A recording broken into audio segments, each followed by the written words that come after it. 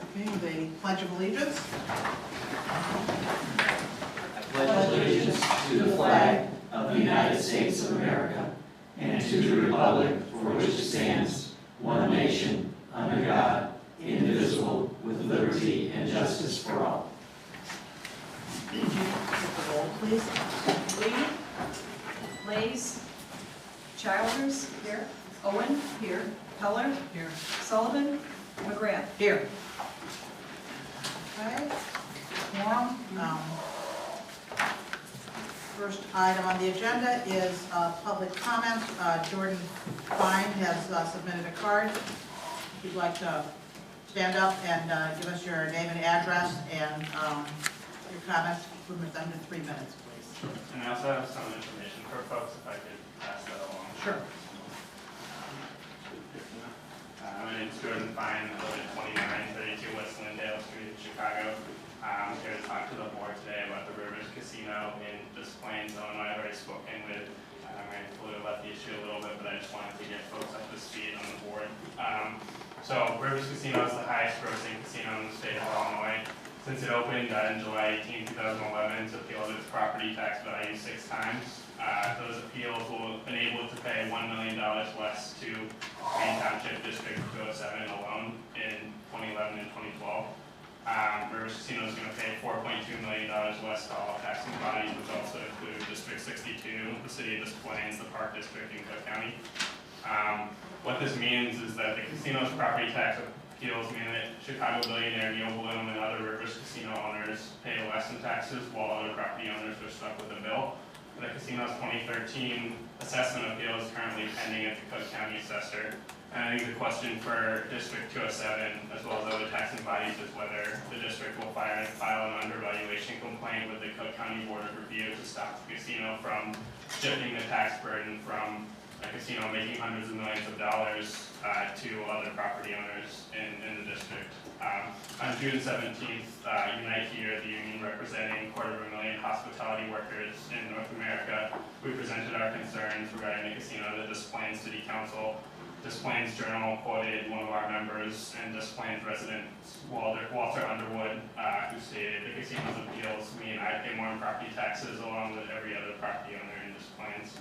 This is something that the City of Des Plaines is looking into as well. The Rivers Casino in Pittsburgh, which is also controlled by Neil Bloom, saw property tax reductions that would have drained as much as $7 million from local schools, city government, and county coffers. In 2012, the City of Pittsburgh School District, and the County of Allegheny were able to successfully challenge the casino's property tax appeal in court. So those are just some brief facts about the issue. I've packed into more information. I look forward to working with the board here to get folks up to speed on what's happening to make sure that schools are funded in an equitable manner and that Rivers Casino's appeals don't continue to shift that burden from the casino and the billionaire that owns it to other property owners. So I don't know what the best way to pass this around is, but... Would you give it to Jenny here? She'll make sure that each of the board members receives it. Thank you very much. Thanks very much. Updates from board members and superintendent. I would like to ask the principals to thank all of the chairs. I met with them over the past few months, and they were very gracious to spend time without being too brutally honest. They worked really hard last year implementing the new process. I was impressed with the fact they did as much as they did in such a short period of time to get it together. So thank you. Very quickly, I want to also thank the principals. We had a rain cancellation day on, I think, the next to the last day of summer school. So we scrambled and came up with a game plan and were able to finish the first semester of summer school on time. It's interesting, we've had 2 rain closures this year on only 1 snow closure. That's the first rain closure of any kind since I've been here that we've had, so it's just kind of interesting we've had 2 of that. But nice job getting everything wrapped up for the first semester, and we're in the second semester of summer school. Any other comments? I'll just comment, I appreciate what Mr. Fine prepared and got his email, and Mr. Fine, I want to thank you for taking the time to do the work you've prepared. Sure.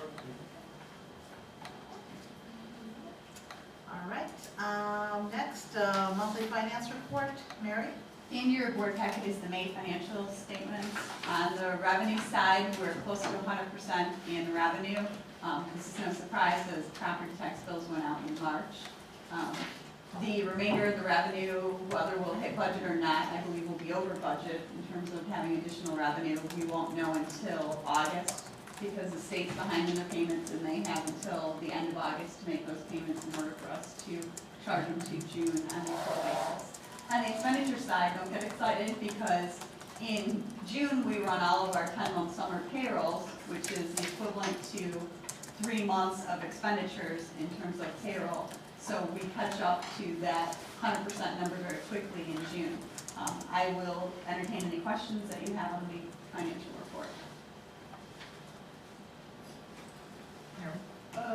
What Mr. Fine brought up, and I remember from a previous finance meeting, we automatically do something to protest their protest, don't we? What happens is any time that we receive a notification that an appeal to the Property Tax Appeals Board has an assessment reduction of $100,000 or more, we intervene. We are currently getting the 2010 property appeals, and 2011, I believe we got our very first one 2 days ago. So when we take a look at what relief they're seeking at the Property Tax Appeals Board level, that is what we do. With the Rivers Casino, we actually started to track the property and the pins on that property 7 months before they were ever even opened. So we met with the Cook County Assessor's Office to take a look at how they were going to do the valuation of that property. And they have used the cost approach to do the valuation of that property. So I think that we had a lot of discussion on what is the appropriate approach. Would the revenue approach, which is generally used when you're dealing with rental space, if that would be appropriate for the casino or not.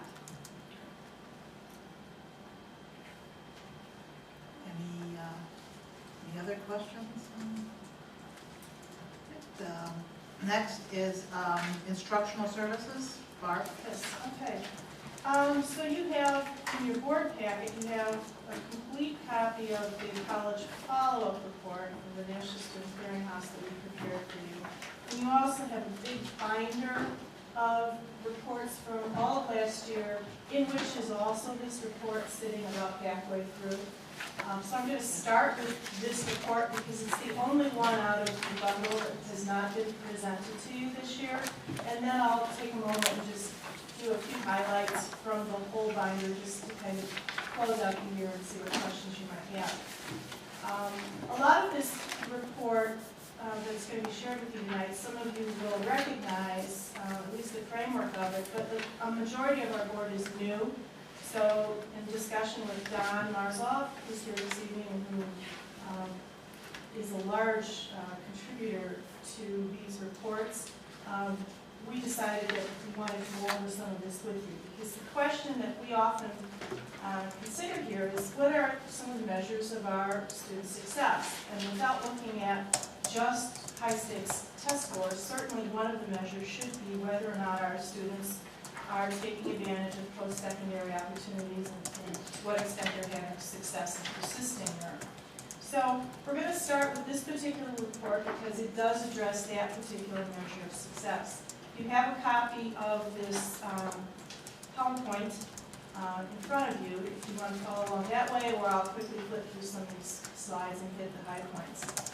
So when we talk with you during the year, we look at all kinds of measures of success, and you have some of them that are listed here. But this one in particular is a measure of success pulled together by the National Student Clearinghouse, and they capture about 96% of all post-secondary student enrollments for 3,300 colleges and universities. And this body of data is really used by colleges for degree verification to third parties. And it's just fortunate that secondary schools now can take advantage of that by subscribing to the service. This particular database tracks high school students to US 2 or 4-year public college or university settings, And it gives us information in such a way that we can see the actual college enrollments, their persistence in college, and whether they attained degrees or not. Now, prior to this, new board members will not necessarily know this, but we used to produce for the board a report out of the guidance departments. Our college counselors produced the report, but it was based on what students told us they were going to do as they were exiting, not necessarily what they ended up doing. And for a variety of reasons, students may not end up actually doing what they say they're doing, financial reasons or family issues or just change of plans. So it was an important shift for us 2 years ago to actually go with real accurate data. And we're one of the few districts in the area that's actually made this move, though others are starting to follow suit. So what are the kinds of reports that we get? Well, we can find out the percentage of our students who enroll in college the fall immediately after high school graduation, or within the first year, or within the second year. You can get that information by district and by each high school. And your complete report has the data broken out in that way. We can also see how many of those students who become freshmen in college are retained or persist and what those rates are. And then we can also follow up through 6 years of information whether or not they obtain a college degree and from where, in many cases, and in what. So the types of reports we've been looking at are tracking single classes through their post-secondary education. We look at them when they first enroll, how many of them are retained, do they stop out, do they re-enroll, when do they graduate, do they drop out. We can also look at comparisons between in-state and out-of-state schools, 2-year, 4-year schools, public-private institutions. We also get information about the top destinations for our graduates. And what we're still in the process of doing is linking back this individual student data to the demographics that we have in our SIS system so that we can start looking to answer some more additional questions. So, one big question, what percentage enrolled in college the fall immediately following graduation from our district? The class of 2012, it was 82%. Here's one of the graphs pulled out of your report to kind of show you the picture over this period of time, how that compares to previous classes. 82% is an uptick slightly from the previous year. And certainly if you go back to 2005, we've got sort of an upward trend going there. Here's a look at it in terms of what percentages of students are enrolling in secondary, 2-year and 4-year post-secondary institutions.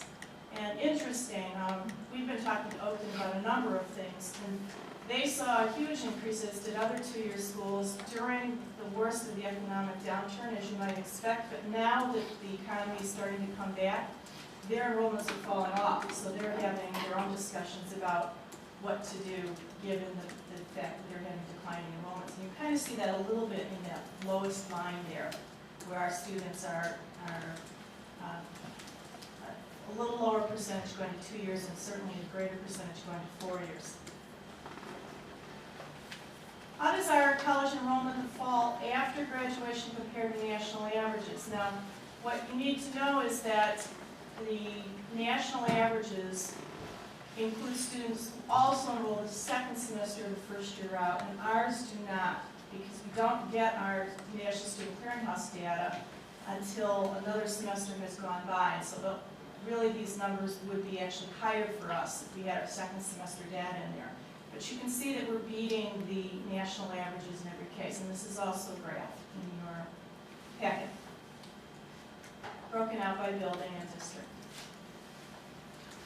Where do our students primarily enroll? Our top destination is Oakton, followed by U of I, Urbana, Champaign, and so forth. And there's a much longer list, of course, in your packet. I think this is of surprise to a lot of people that Oakton is the #1 destination. That's probably true for every high school in the area, actually. So what institutions are not reflected in the data? Well, it's going to be some of the smaller schools, the for-profit schools, You can see a list here. We have a handful of students that go to schools like this. Again, there's a longer list in your packet. So we do not actually have their information in the student tracker information. What does an individual record look like? Well, here's one for example. So you can see that the student started in '06 and kind of toggles back and forth between going to Carthage and Oakton during the summers. And at the end of their journey, they've achieved not only a BA in mathematics from Carthage, but they've picked up a certificate from Oakton in Oracle Database Management. Sort of interesting information for us. And I think as we dig into this more and more, we can start to see what kinds of programs of studies our kids pursue with us here in high school, and do they then follow up on that in post-secondary placement. I'm particularly interested in looking at our project Lead the Way Kids, for example, to see whether or not the science tracks, the courses that we have here, actually, do they go into engineering or do they go into STEM-related courses? We're hindered a little bit because not all of the institutions report out majors or what the degree was in, but I'm hoping that that gets better over time. So what can we learn by following the journey of a particular cohort? Well, this is one of my favorite graphs, because I think to me it says, and Don, please weigh in as I talk a little bit about this. To me, it's really important that students within the first 2 years are encouraged and supported to start college, because if you look at that top, I don't know if that's magenta or whatever the top band of red is, it really sort of settles into 14 or 15 or 13% of students never go to school. And it's never go to post-secondary. That is in the tracker data at least. We start with it being about 19 or 20% are not enrolled. It drops to 16%, but then it kind of settles into 14 or 15% never go to post-secondary. So to me it almost says in the first 2 years it's very important to get started somewhere in school. This also kind of gives us a picture of how long it takes to get that degree accomplished. And it's really 5 to 6 years is where it sort of settles out. Most of our students are getting their degree. And we're above the national average, but you can see that it's still not a pretty picture. And that, you know, by the end of 7 years there, we have 55% roughly in this particular cohort from 2005 who've accomplished the degree. So what are our completion rates? This is a new chart that you didn't have last year. It kind of gives you a picture following 3 different classes. And it is a long time ago, but it takes us a while to get the 5 or 6 or 7 years worth of data from the student tracker to see how long it takes kids to finish these degrees. So we're talking about the graduating class of 2003, the graduating class of 2004, the graduating class of 2005, because we now have, you know, 6 years worth of data for each of those classes. But in each year, if you look at the degree completion in 5 and 6 years, we are slowly upticking there. It's still taking kids 5 and 6 years to finish, but our percentages district-wide are increasing, which is, I think, a good sign. Why are the numbers kind of low? I mean, have we, any of those years, is this for 3 schools? This is our district percentage. Did we have less than 1,000 graduates? Well, this is what's in the tracker data, right? Well, this actually doesn't come from the tracker data. One of the No? challenges Okay. with the tracker data that Barb alluded to earlier is not every district is using the service. So I talked with their research department because when we get our data, we have nothing to compare it to. There's no national report that's drawn from the same, you know, reported out the same way or the state. So I called to inquire if I could get that information. And they're working on it, but they said they don't feel yet they have a representative sample from around the country to say this is what things look like nationally. So that's the number that appeared at least one time. So what I had to do is go look at, find out where do we have national data with the National Center for Educational Statistics.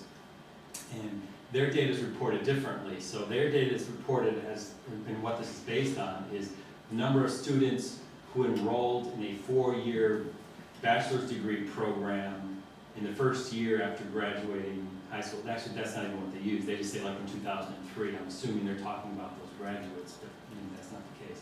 So it's those who enrolled in a 4-year institution full-time. This is the time to degree for those students. So I had to go back to our raw data and go back to these years and ferret out, okay, which kids went to 4-year institutions full-time and out of this graduating cohort, and then look at whether they earned a degree and what year they earned their degree.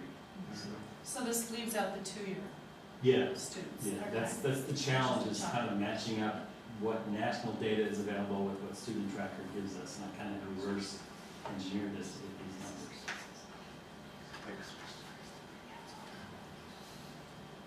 So the students that aren't in the tracker data, where are they? Well, for the class of 2012, there were about 20% of the students, 293 of them, that we don't have in the tracker data. And, you know, there are challenges in finding out where they are.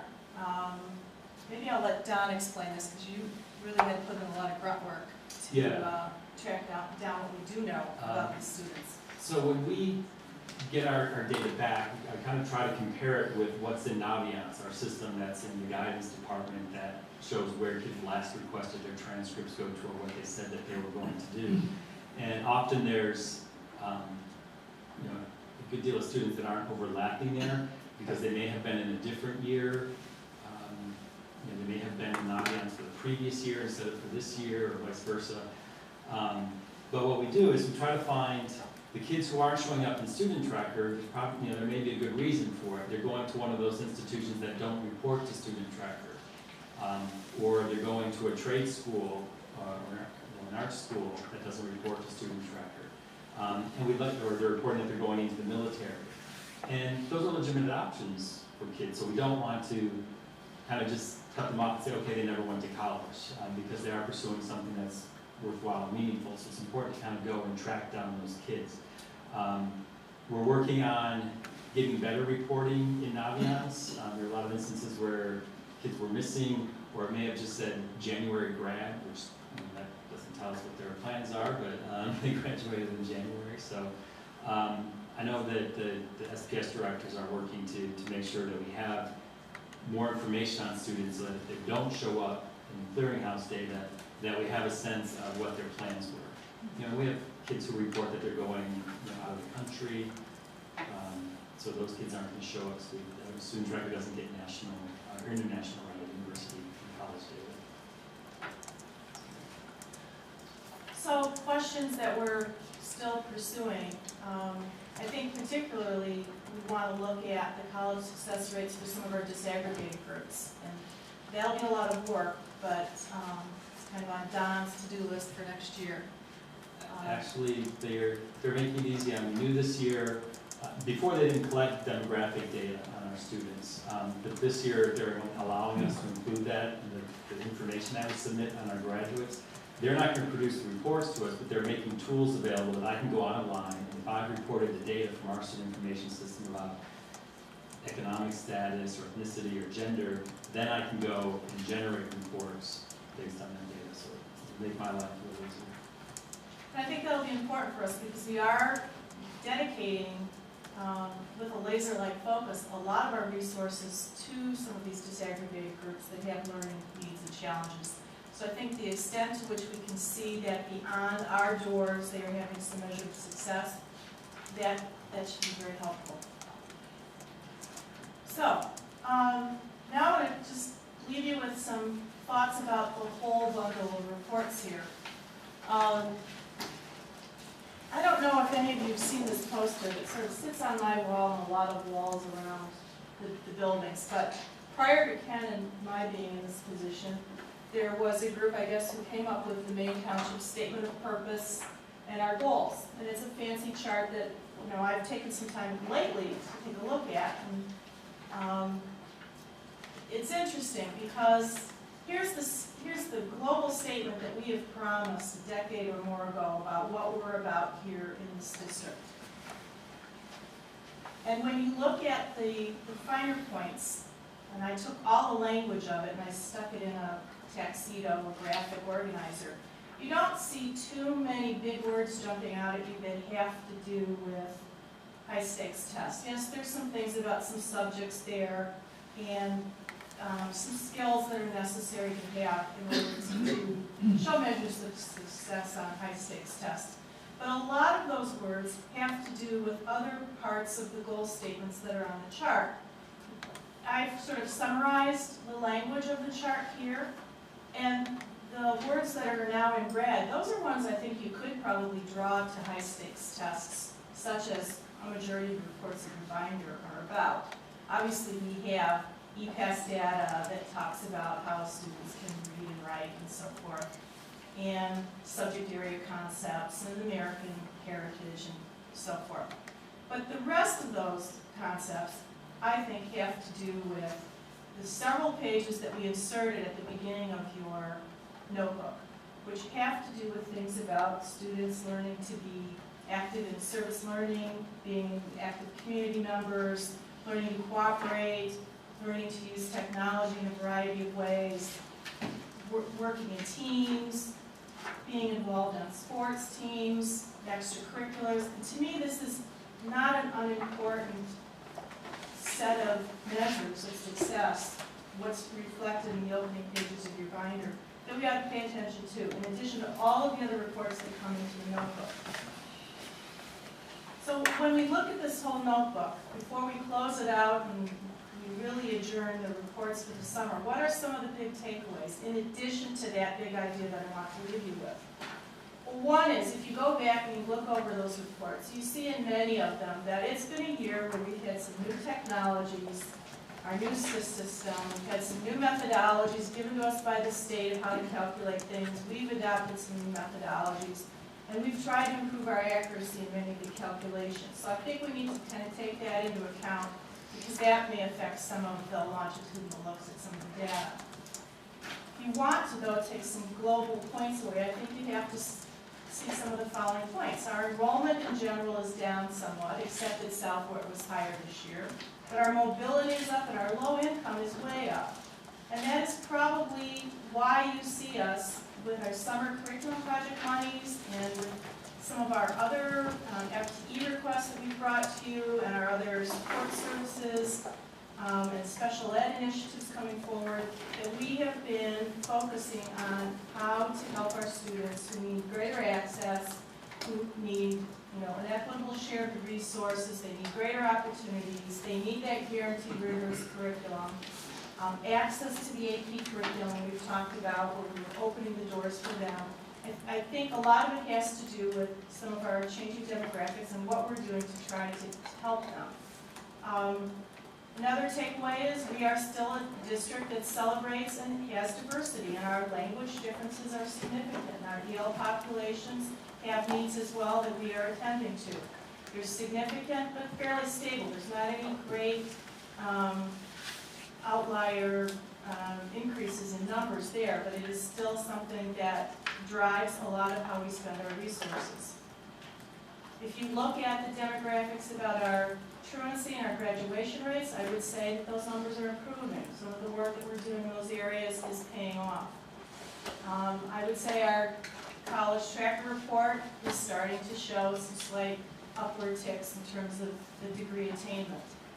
So given what really are some at-risk factors, in a lot of these reports you can see that we are beating many of the predicted trend lines, but we still have a lot of work to do. And that is why I would say that some of the things that are being brought to you tonight, how we're reallocating some of the summer curriculum monies and some of the requests for certain positions, make sense.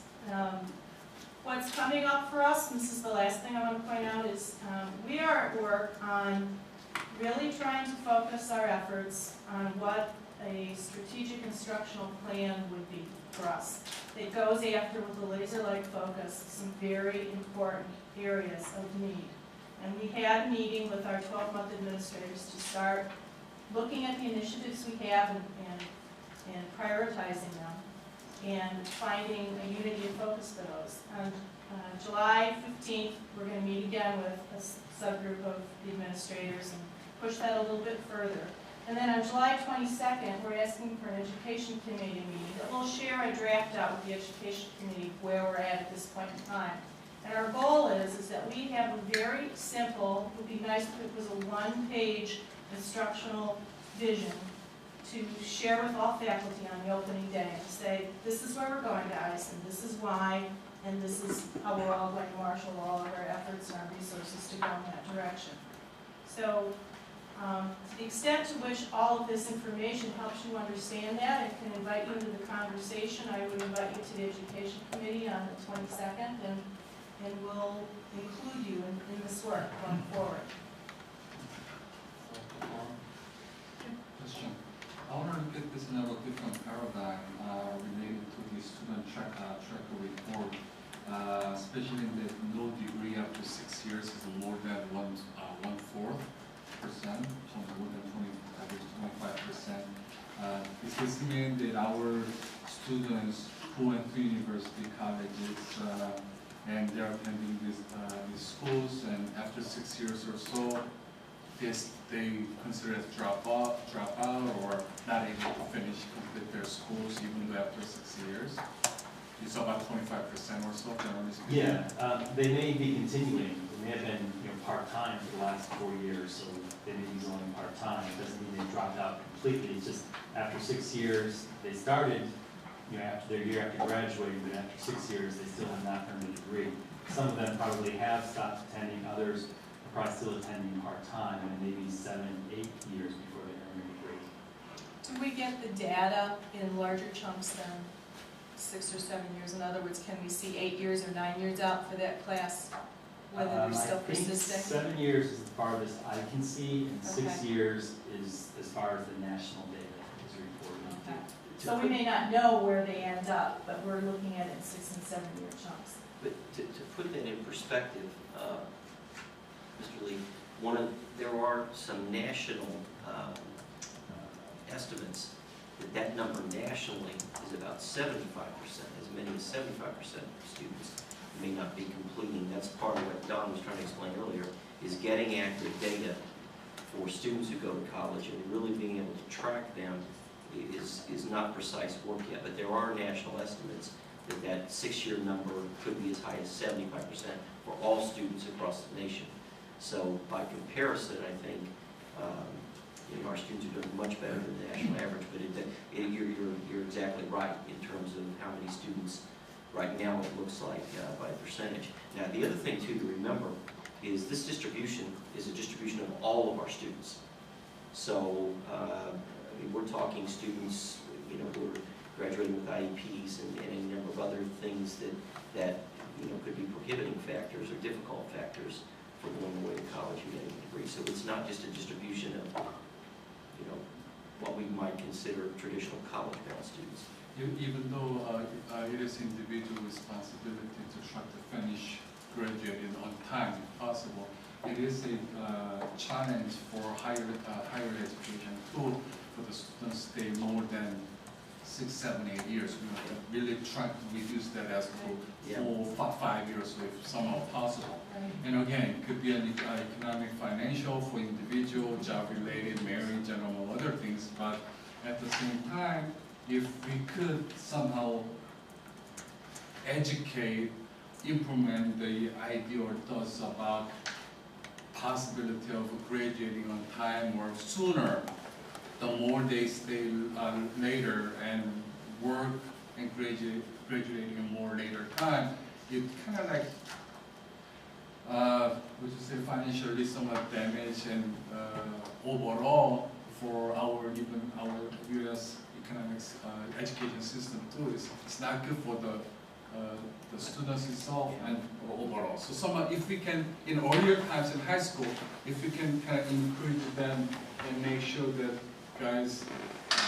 We're starting the conversations, Ken and I, with Oakton, for example, on some bridge programs that help kids persist more effectively and not use up their financial aid, for example, in remedial course situations, and also exploring some ways to provide some dual credit situations that can help get them get the foot in the door, a taste of college, be successful, and not get roadblocked by a lack of success initially. So I think we're gonna have some exciting things, in the near year to be talking with you about in that area. But I do agree with you. And I feel better right now in terms of those discussions that we've had than ever in terms of the things that we can do at the high school level to try to answer that question, and try to, prepare and obtain credits even at the high school level for students. Barb, I just want to say I appreciate the kind of having the big picture and understanding what the goals are. We get a lot of information and sometimes you're able to digest these things. But when you have the big picture of what we're trying to achieve, it really is helpful. And I think that was a really good presentation. Thank you very much. One more quick, related to the top destinations for our District 207. For example, again, Open Community College is #1. Is there any particular reason that many of our students are attending this particular school? At the same time, is there any other collaboration with the other universities somehow, and let them to build a better relationship with our students and inform them the opportunity for them that they can able to attend so-called, better active university than the local or out of college. Maybe we might be able to reach out aggressively to those universities, largely inviting them here and give a more opportunity for the students to pick for their future admission. We do have pretty well developed college counseling services in each high school, and they run college fairs, recruitment fairs every year where those big universities do come in and our students do attend and get that kind of information. But I think some of it too might be thought by us not necessarily knowing why they choose Oakton. I mean, it might be financial reasons. Maybe we need to do a somewhat better job of explaining some of the financial tools to help parents plan or help kids plan as well.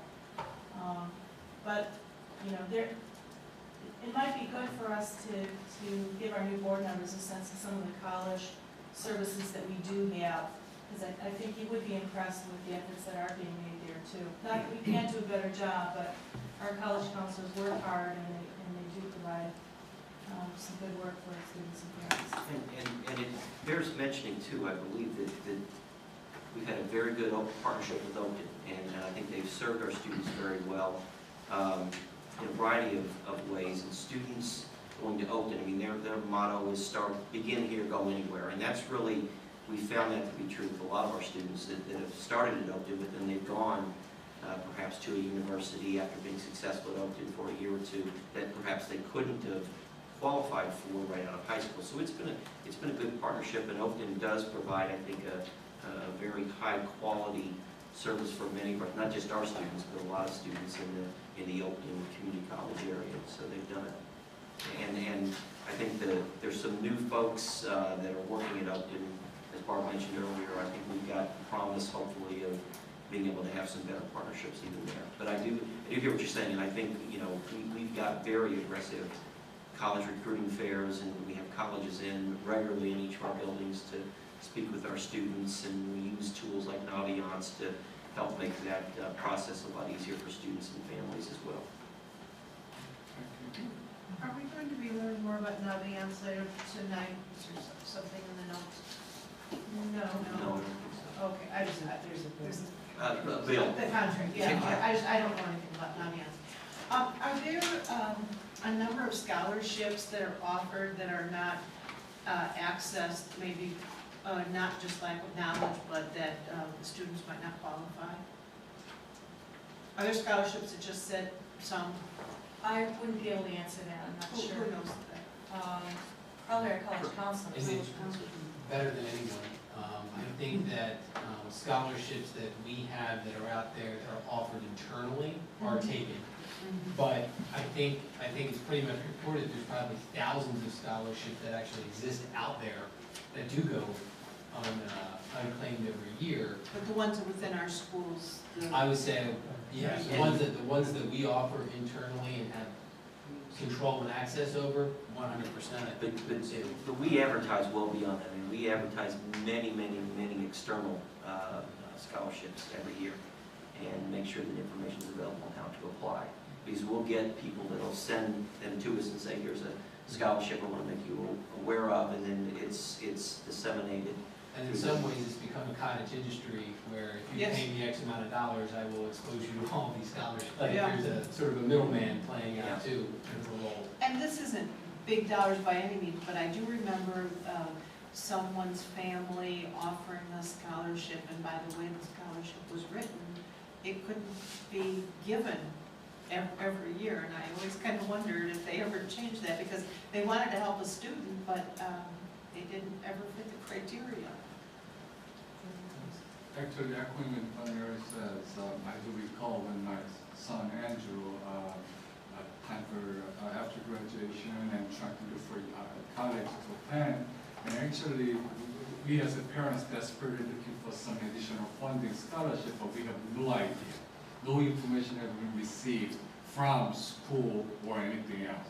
So we asked Andrew said, hey son, did you find any scholarship opportunities? He goes, no. He does not have that information too.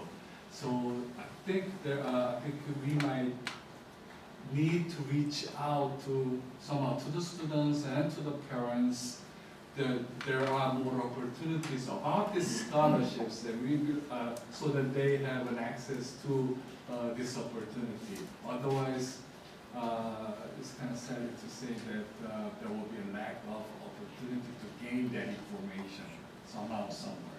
So if our school can be able to do that, I think that will be a great help. Because parents, truthfully, we really don't really have any ideas. Sure. What kind of scholarship availability that there is for their kids. I actually think the counselors do something where they give them a website. There is like a database, which I actually went to at one point, and it was, there's many. Now some of them are so specific, but I do think that the counselors, I might be wrong, but I think they give out some kind of referral to websites that list a variety of scholarships. Well, haven't we hosted some different nights where we brought experts in about how to, not only the financial aid part of it, but to access scholarships? So we've hosted some nights just for families to do that. I don't know, Mr. Lee, in your experience, whether that happened at the same time, but I know we've done that on a pretty regular basis. I think there's it varies. I don't know as much about Maine West. I have some sense of South a few years ago, and I'm familiar with East.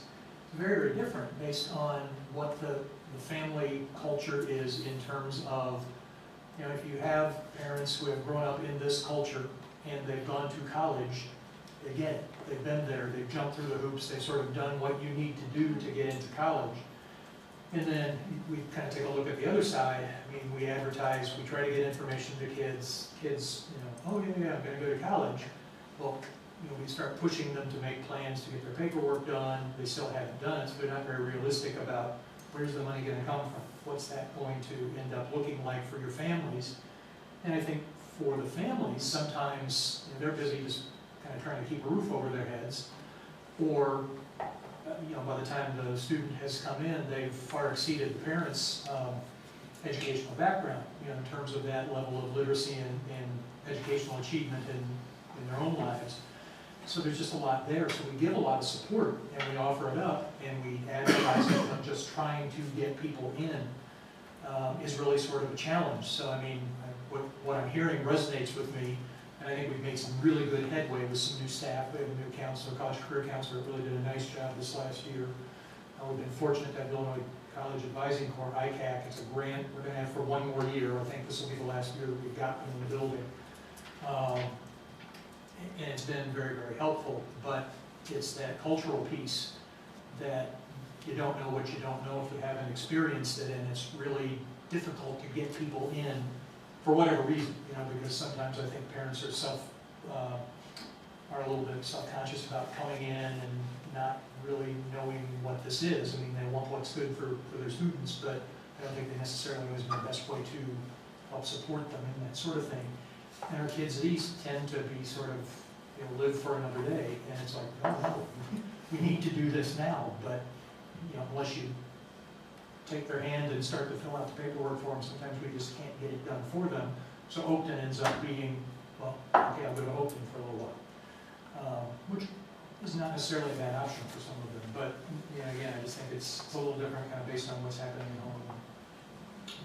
But in addition to, I do agree, but I think it is very important for our districts at least to strengthen, find some strategic way Sure. to implement these scholarship opportunities to children, because as you said, children, they don't really care financially, whatever their future outcome will be, they generally don't.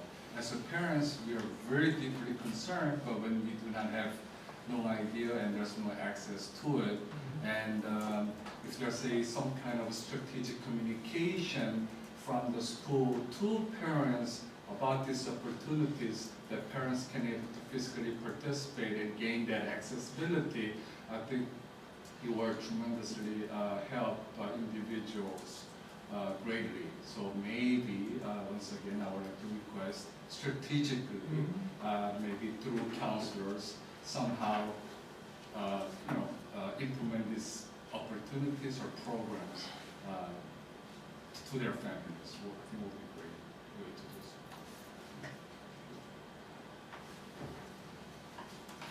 Okay, next item on the agenda, Ken, monthly update of FOIA requests. 5 this month, all have been processed. You've got the details in your board docs.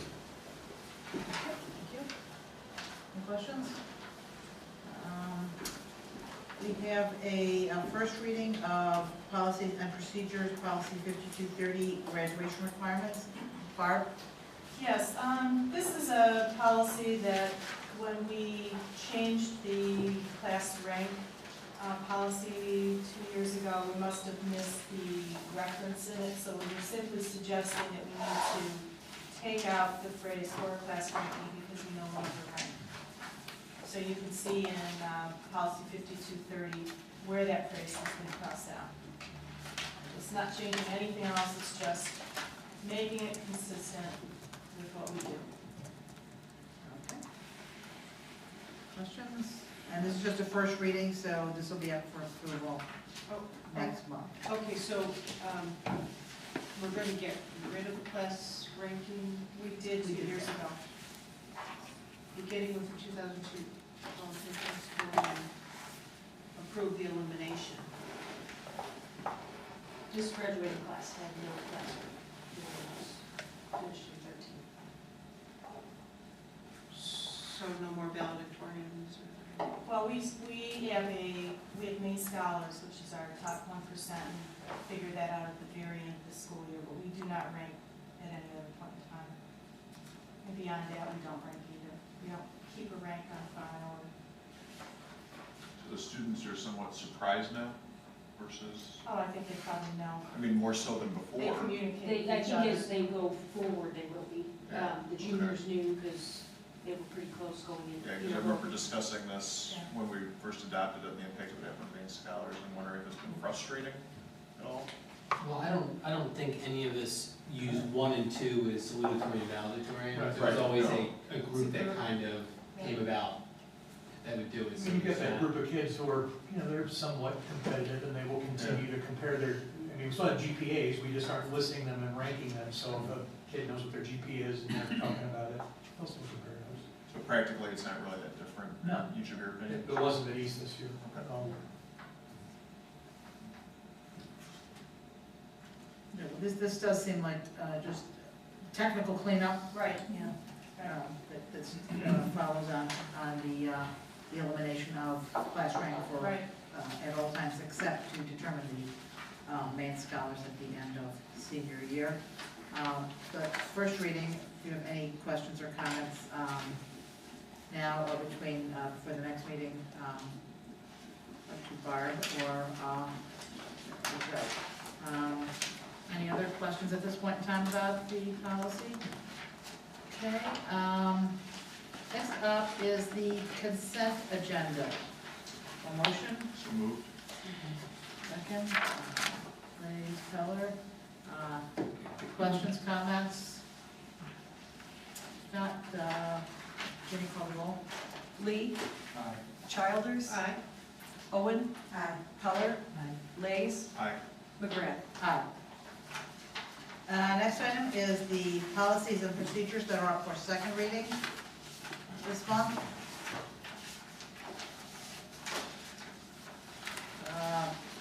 Barb, are you handling the, I'm handling the grading ones. If there's questions, I can give you an update on the survey that we put out, if you'd like to hear about that. I can talk about a small change we made regarding the two policies. Is there any reason we wouldn't handle this in a single motion? is there any, there were no changes that I noted to the, No. from the first reading? A lot of these were updates, recommendations from either the customer. Okay, anyone? Then I would move adoption of Board of Education policies and procedures, A through G, which is 2650, 3005, 3030, 3031, 3911, 5415, and 5417 as proposed. Second. Okay. Lays. Strategy. Questions, comments? This is the gradings, the full grading system, everything on there. Right, so just to, so I did pass out some information to you ahead of time, but you had requested that we survey parents, which we did, and we had about 450 or so parents who responded. And by and large, I would say that they were very positive about the chance for us to have some standardization and some consistency in grading policy. Any concerns I had might have been about the use of the plus or minus on a transcript or in the calculation. So what we're presenting in this policy change is that we will have the plus or minus on the grade, viewable in the portal, and on the report card that's issued, but it will not be part of the grade calculation, and it will not be on the transcript. So the only person who will see it, or persons who will see it, will be the parent and the student. And that meets really our need, which is to give more discrete information about the achievement in those particular areas. Other than that, other issues that came up in the survey were ones that we're still hashing out ourselves in consensus teams and departments about rounding and weighting homework and some of those issues. So stay tuned as we perhaps come back to you with some other things for your consideration. I have it. I just, I know that when you did a little survey of other schools and whether they were reporting on their transcript, you came back about 50-50, something like that. Right. I hope that you'll continue to monitor that. Yes. And if the other schools do go to, really start to use the plus and minuses, then, that's something we need to look at, because I think it's worthwhile. Interesting, the majority of the ones who are using pluses and minuses are counting them in the GPA and are showing them on the transcript. So we're going to be in the minority by only having that viewable by the parent and the student. But I think it's a good first step. I mean, what we really wanted to accomplish was consistency and also providing more discrete information. And I think we'll do both of those things with this change. Any other questions or comments? No, Ginny? Childers. Aye. Owen. Aye. Lays. Aye. Lee. Heller. McGrath. Aye. Item 8 is the tentative budget for 2013-14. Give a motion.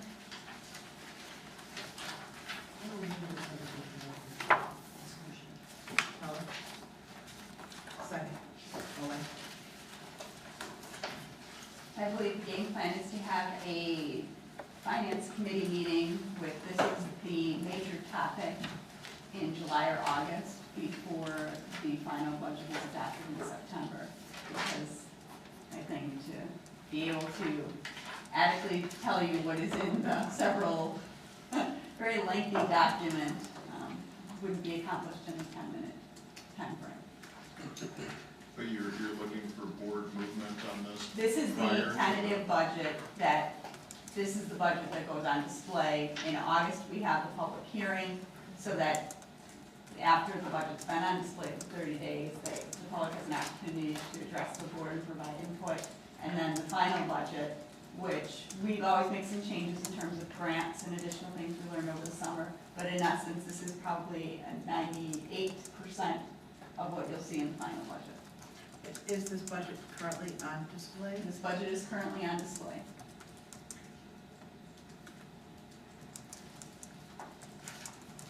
And we need to approve it You don't, there is no legal requirement for the board to approve a tentative budget. The legal requirement says the board must adopt a budget before the end of September.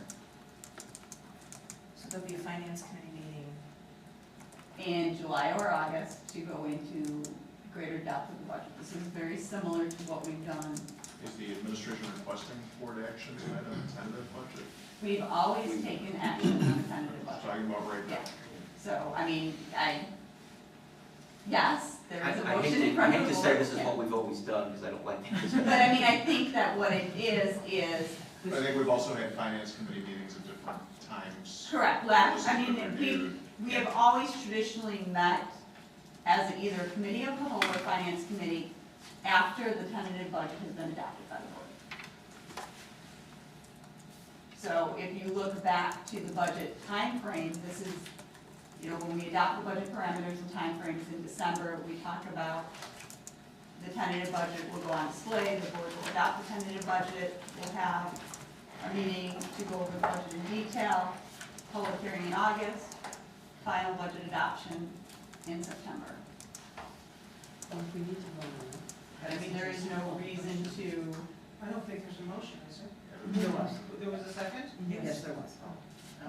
Carl, I would commend you, Mary, on the budget preparation. It looks very solid and as per plan, I would say, reflecting a fairly substantial surplus for that cycle, as well as fund balance. My understanding is that we also should close with a surplus for the current year. In both instances, which this will occur, my understanding, in the early part of next year and the following year, I would expect to see a substantial property tax abatement provided to the taxpayers as we did in the prior year. I also would not object to some sharing of that surplus with funding building projects, as was reflected in the cover summary of the budget. Similar again to what we did in the prior year, so I hope that trend will continue in early next year, as well as this budget taking place the following year after that. And I would ask that comment be reflected in the minutes, whether we vote on it or not. Okay. I'm not going to vote to approve something that I haven't read, so I'll be voting no. You can abstain. I'll vote no. Okay, that's fine. We have a motion and a second. Jenny, please call the roll. Lee? Lees? Aye. Owen? Aye. Heller? Aye. Childers? No. McGrath? Aye. Item 9 is the recommendation that we adopt the prevailing rate of wages for construction work in the Cook County area as of June 1st, 2013, in order to comply with Chapter 48 of the Illinois Revised Statute, thereby giving the business office the authority to proceed with previously listed actions. We have a motion. So moved. So move second. Second, Blaze, Owen. Questions or comments?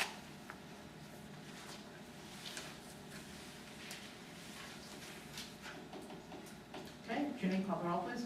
Owen? Aye. Lee? Heller? Lees? Aye. Childers? Aye. McGrath? Aye.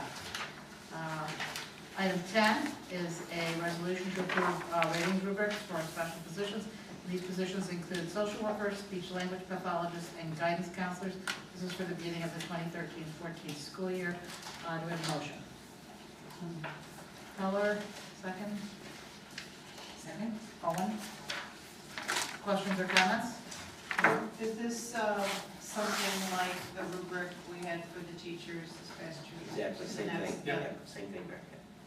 And as I understand it, they didn't have quite as much time to work on this. so Right, they're- last year, because everything got escalated by the state, or delayed and then escalated, these groups of specialist positions only had at most 2 months to come up with their rubrics, and we needed them prior to the start of the school year. So they did as good a job as they could, but we promised them that they could have another look at everybody else through this. So these are revisions on existing rubrics, with the exception of the speech and language path, which is now really targeted to that position and not just under the umbrella of a therapeutic specialist.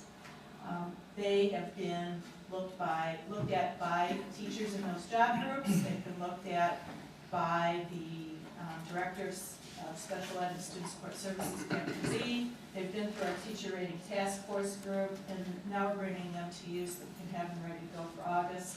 And likely next month, we will be bringing to you 2 more, the last 2 that are still in due process. One of those being school site. School site. Okay, any other questions?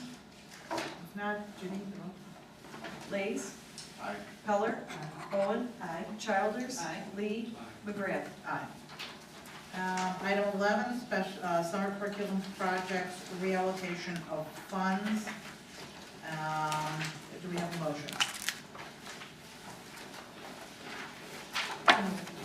Owen? Keller? Questions, comments? I just give you 30 seconds.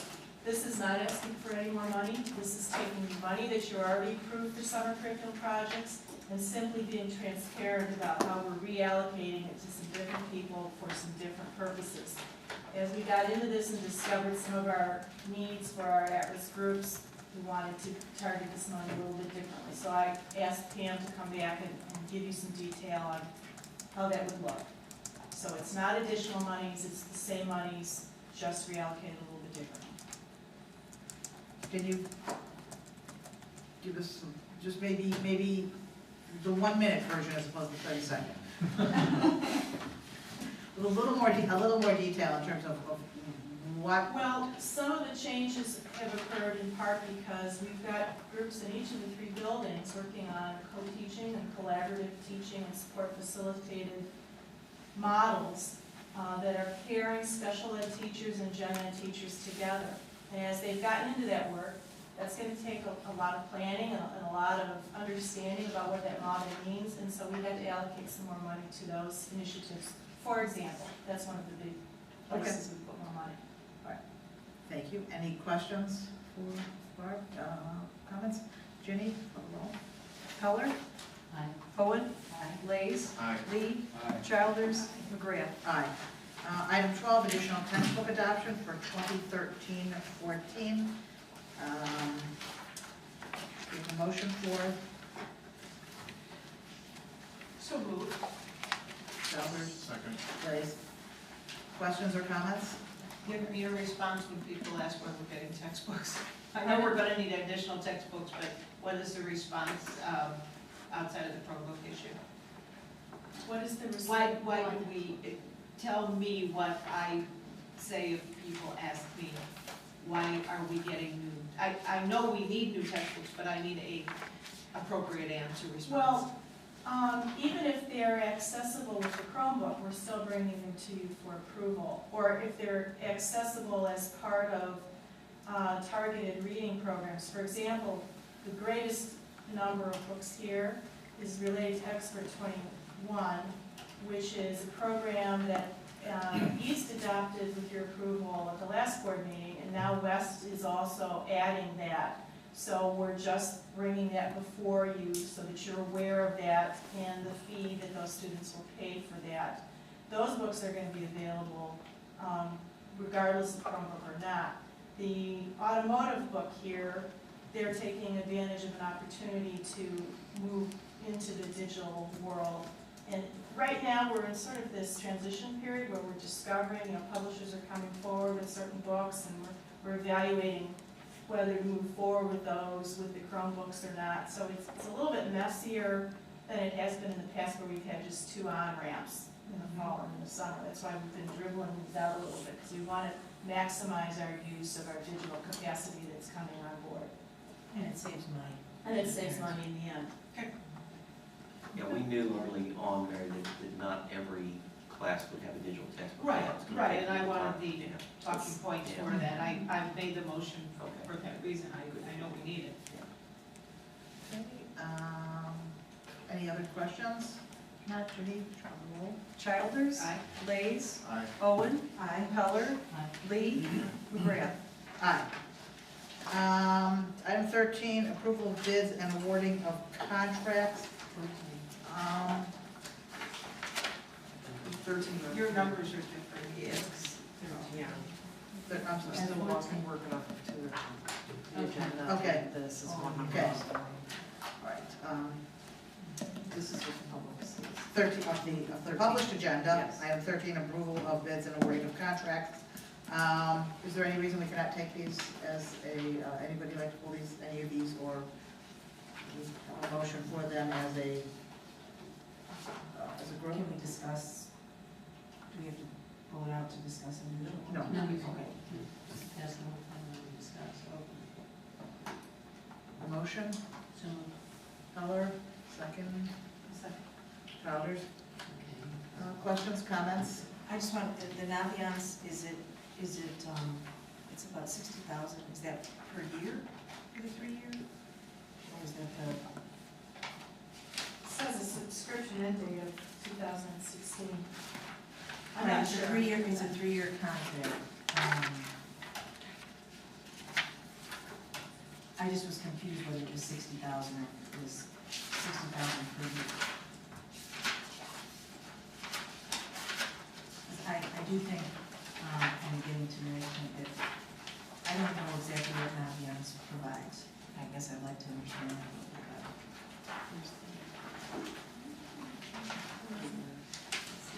Total. Yeah, so it's a total cost, so that's through 2016. But it says for a 12-month period on there. Actually, it appears to be for all 3 years, a total of 61,000. And I think that sounds about right. If I remember when we first got that, I thought it was about 20 a year. If you look on the order form, it looks like it's about 19,740 a year. A year. Yeah, in your packet, it's the Hobson's order renewal form. I'm not, that's all right. That's okay. It's fine. That was my question. Do you want to see my You've book? answered it. It's Yeah, okay. it's in the hardcover book, but it is, it's not attached in the board docs Oh, as the attachment for the Naviance. Actually, there's a duplicate of the NTS document there. But it is, I believe, in the hard Okay. That's fine. I just wanted to know. copy. And I guess and I'm not sure if anyone's here to answer this, but does anybody else do what Naviance does? Have we ever? Naviance is the tool of choice in this Okay. area. And Okay. it provides a lot of college and career planning tools, as well as access to information about colleges. I mean, we trust me, the schools in this area have looked at other tools. This really is the Cadillac. Okay, that's what I Fits our wanted to needs, know. and we're learning to use it more and more every year. Plus it ties in with, John, you could probably speak to this, it ties in with some other tools that we use as Yeah, well. where students are applying to college, where they're requesting their last transcript to be sent, which in the past, that's kind of where we assumed, okay, that's where they're going to college. Or where they report these other plans here as well. I think maybe what and maybe you can talk to this too, because I think they've used Naviance for a while. I don't know that parents and students are using it as well as they are. That's my own comment on it. That's why I was kind of asking. But if it's the best one out there. I'm kind of sensing between the scholarship and the Naviance thing, maybe it would be a good topic for an education committee meeting, where we in the fall, we bring in our college counselors, and with our education committee, we do a little presentation of what we are doing, maybe you'll have some questions. And if it seems like a topic to bring back to the board, we could do that in the I think fall. that's a good idea. And the good thing about Naviance is we'll be able to produce a report about how it is used, like how many kids are accessing it. My understanding is many students are using it very well, and they're uploading to a lot of universities. Now, that may not be true for all students, though. I don't know the answer to that. We're able to do some nice things about learning inventory. So I think the Chromebooks are going to provide some really great opportunities. For example, when you're trying to get a sense of who are the students and what are they coming to us with. So if we wanted to identify some risk factors in terms of mobility or some other things that might tell us this student, we want to kind of keep an eye and see if we need to do a little extra TLC to help them be successful. You can start to utilize that. There's some learning inventory surveys and things that are easy to put in, so you kind of get a sense of whether you're into multiple intelligences or a strengths-based approach. Kind of gives a sense about what are the students good at, if we're going to differentiate, what are the ways that they best learn. I think more teachers, we have some individual teachers who have done a lot with Naviance, and we're seeing more and more teams starting to do that through the PLTs, things like that. So while initially the thought was it was very much about juniors and seniors are going to use it to get to college, there's really a pretty robust potential, I think, for 4-year access to that really helps us support kids socially, emotionally, things like that. That's great. I have some comments about the DTI Management Services contract that I discussed earlier with Mary, and I'd like to have this be a tentative approval, actually, of that particular contract, subject to there being some service level, some service level standards added to the contract in terms of providing services, operators, downtime, maintenance, things like that. So we do have a for-cause termination, but I think we also need to have some service level standards in there before we finalize this contract. The DTI. The DTI. Pull that one out separately. I think what we can do is specifically approve it subject to final attorney review with the sections of confidentiality and termination for clause. And that way it will allow the attorneys to work on language that is acceptable, but still allow us to, our issue is that if we wait till the next board meeting to approve this contract, we're looking at a September 1st implementation date of changing out equipment. And that is not the time of year that we want to do without duplicating machines. Okay, maybe we need to pull that one out and do it separately, just so that we can approve it under those terms. The motion to, So moved. so moved. So Second vote. B through D? We're gonna do B through D as one motion, and we're gonna do A separately. You've already got a motion to discuss though, right? Because I've got a question on the right questions. Sure, yeah, no, we have, actually, we currently have a motion to approve them all. Okay, So, and I so I'm gonna, when we just had another motion to break it into two separate questions. you want to vote on that now? Yes, we need to vote on. So B through D, we're going still with Heller, Owen. Right, so that this is a motion not to approve, but to separate it into two. Oh, one okay, out. okay. So if you take the roll on there. So we're just, We so let's have a just motion discuss To it, that's it. remove Item, Item B through D, to approve B through D. To approve B through D. No, No, no, So separate. it's to remove the, A is separate. and separate it out. Okay. All right, Mays, Aye. Childers. Aye. Lee, Aye. Owen. Aye. Heller, McGrath. aye. Now we can discuss the others. Any other questions on the Well, we don't have, well, we just separated them, so now we have, But we're still under discussion. we're still under discussion, yes. May I ask about the right question? Yes, please.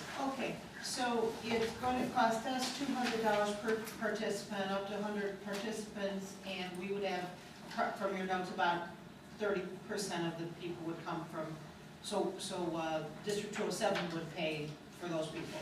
No, they are paying.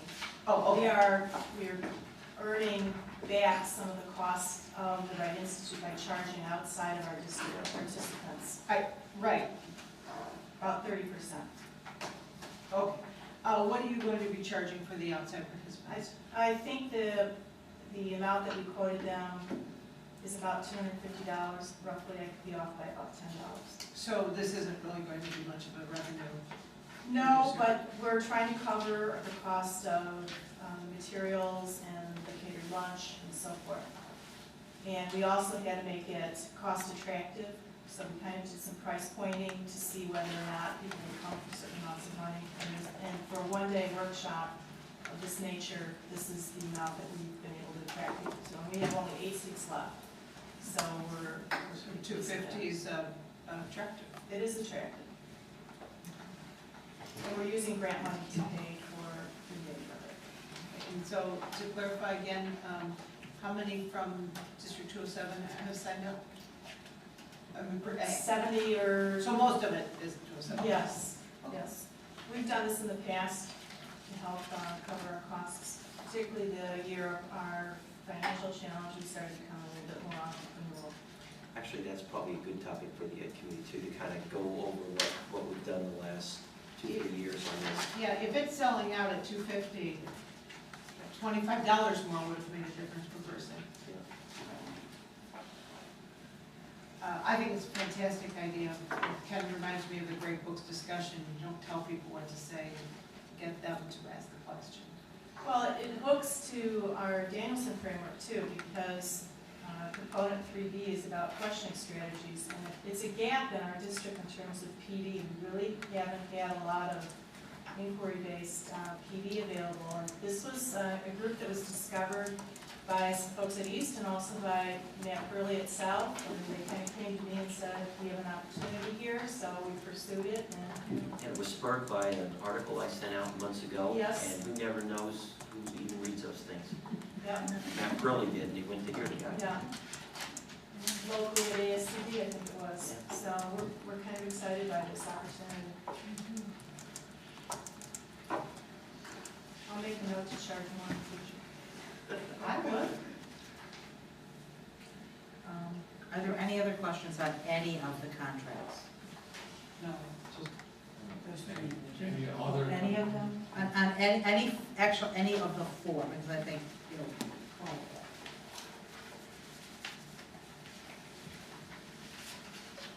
Well, you had questions on the first one, I thought. I did, and it's, that we do not have any service level. We do not have a service level agreement, so no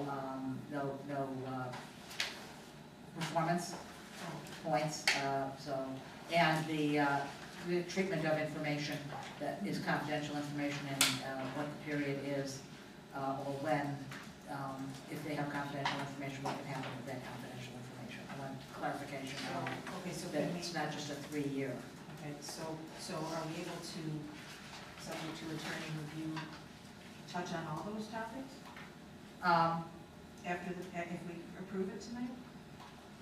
Yeah, because it's not a final contract until the attorney says the provisions that the board expressed are not acceptable. Right, so we want some service level performance level guarantees in there that if they are not meeting the certain performance levels, that there is a financial penalty for them, and that they're confident that their treatment of confidential information, that, you know, they either destroy it, return it, or they never release it unless we tell them they can release it, as opposed to just a 3-year period of time in which that information is considered confidential. And then didn't you have one other item on there? Mary? No, those were the two, well, it's specifically the performance concepts will go in the termination for cause as penalties, so if you don't meet each of the. Well, I think it's just really part of the. Well, and they're probably in the attached RFP, but I'll pull them out and have them as a separate performance clause, and then have them in an appendix to the contract. Okay, so if there are no other questions, we have got 2 motions here. The first one will be on 13A, the DTI Management Services Agreement that we approve the contract subject to the addition of performance level requirements and clarification of the retention or destruction of confidential information, or the retention or the disclosure of confidential information, that is all clarified. So moved. Second. Go ahead. It's a separate motion on that? Yes, that one's separate.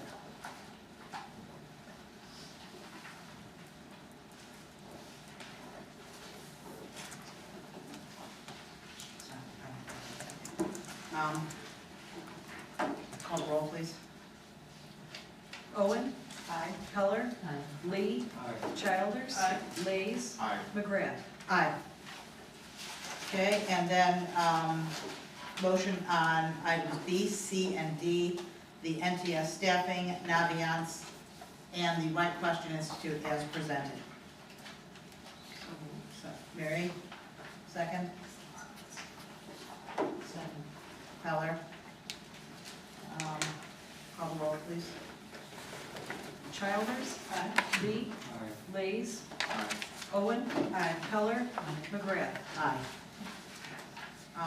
Next item is the agreement with Maine High School Hockey Association. This is, I believe, an annual agreement between us and The Maine Hockey Association. We have a motion on that. So moved. Second? Second. Childers, Blaze. Is this something that, has there been a change to? No, this is the same agreement Same we've thing done. we've done for several years. Make sure Well, to this one. I think so, yes, we have, and we had it when we started. I have one question. Anybody have any questions or comments on this? Anybody else have any questions or comments on this agreement? Ken, do we know if we've received the Yes, the copies of the waivers? yes, We have received. have them, and we have PDF them, we have them in our possession, Okay. the waivers. Yes. Okay. Because that had been an issue That, before. and we've made sure to correct that. Okay. So this is an agreement we have in the past with them. We've not only had in the past with them, but we worked very hard a number of years ago to get the language suitable to members of the board, so that we had an agreement that I think everyone was comfortable with. This represents that agreement. The only change is it reflects in the upcoming year. Questions, comments? Jenny, please call the roll. Heller. Aye. Owen. Lee. Yeah. Childers. Aye. Mays. Aye. McGrath. Aye. Intergovernmental agreement with Niles Special Education District 807. So moved. Childers, is there a second? Hellers? Questions, comments? Can someone just summarize what this is exactly?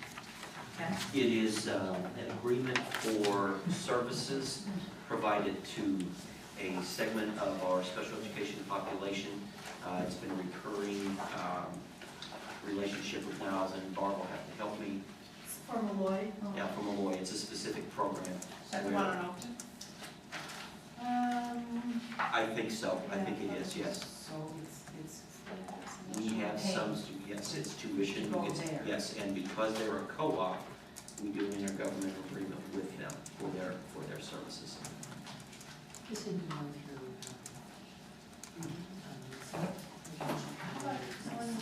Right. If they're able to go with their power. Maybe it's that circuit. Who's mine?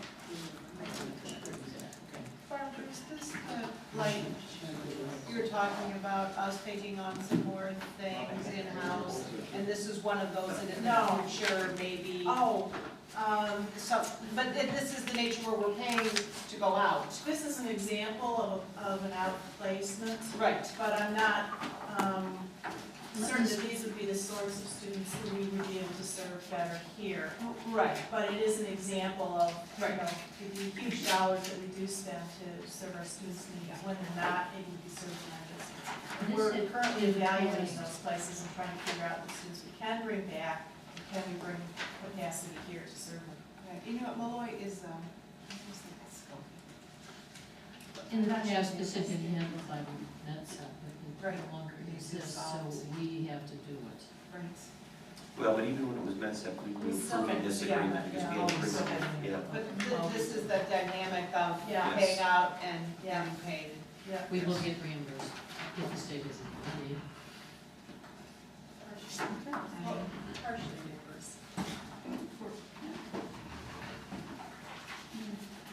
Not a significant amount?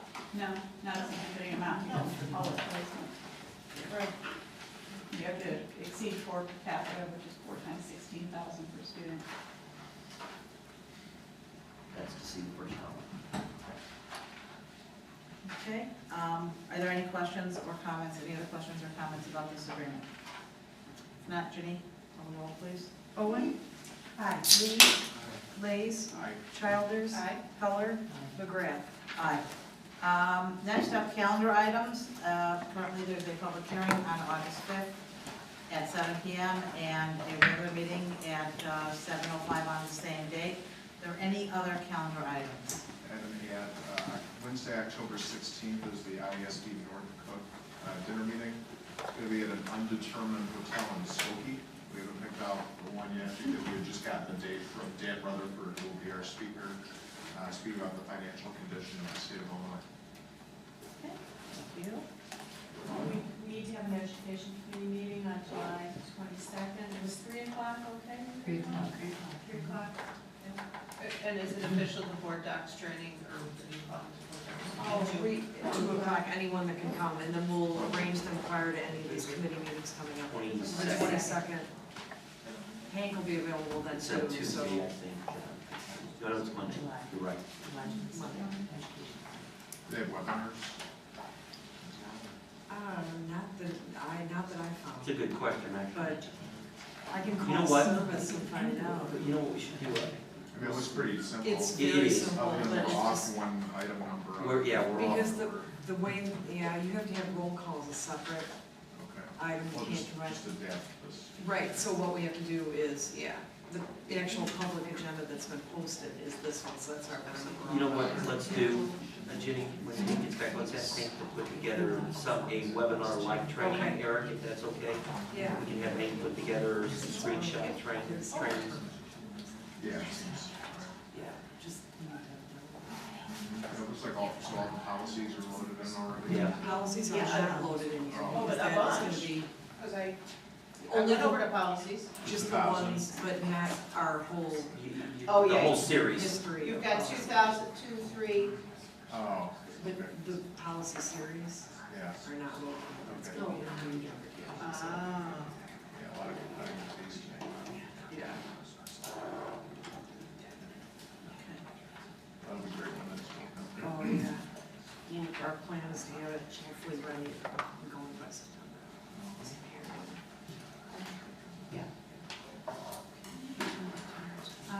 Any other calendar items, Mary, a finance committee meeting? I have to wait till Sean gets back, and then we'll be sending it. Okay. Do you have any building and grounds, maybe upcoming I haven't heard that anything's needed. We don't have anything, I mean, what we're about ready to do is in Friday note, we started a Google Doc tracking summer projects, Yeah. and we're gonna print that off and put that in Friday notes, so that you've already approved all the summer projects, You but did, it'll just good. give you a status of what's completed, what's not, where we're at. What do you anticipate we'll next need a buildings and grounds committee meeting? Just put the stuff on the board for the next couple of months, and there's no contracts, and we know we're gonna have one around November to take a look at next summer's capital projects, but that's traditionally been, we have not traditionally met every But month. summer, we are going to busy with the various construction going on. throughout Correct. school, right? So- And, the only reason I would suggest is maybe, this might be a kind of good time to raise or suggest maybe like, meet and greet with the new contractors, opportunity doing business with school or something. Because like you said, so all the contracts are done, So this might be a kind of like nice time to inviting new potential contractors that might wish to do some business with our district, and getting to know them and providing them with the information so that next year or when time comes, they can possibly get involved, and we as a district might have an opportunity to have some new informative the new contractors too. Well, Jim, maybe since we're not under any pressure to have a meeting very quickly, it'd be a good time to kind of talk about your vision as far as what that would entail. Maybe you and me and Ken and Barry could get together at some point over the next month or two. And maybe schedule something. That sounds good to you? Thank you. And this, next finance meeting is about the budget, right? Yes. So, it would be nice if when it's scheduled, it could be like on the whole, so that everyone could. Right, and I mean, everyone gets notice on the committee meetings, so it will be called as a finance committee meeting, but all of the board members will be invited to attend. Any other calendar items? Other items? Are there any other communications, Judy? No, I didn't get any. Okay. Motion to enter closed session for the purposes of discussing student personnel, review of closed session minutes, appointment, employment, compensation, discipline, performance, or dismissal of specific employees, and imminent or pending litigation. Fowler? Childers? Keller? Childers? Aye. Lees? Aye. Lee? Owen? Aye. McGrath? Aye. Okay, we are in closed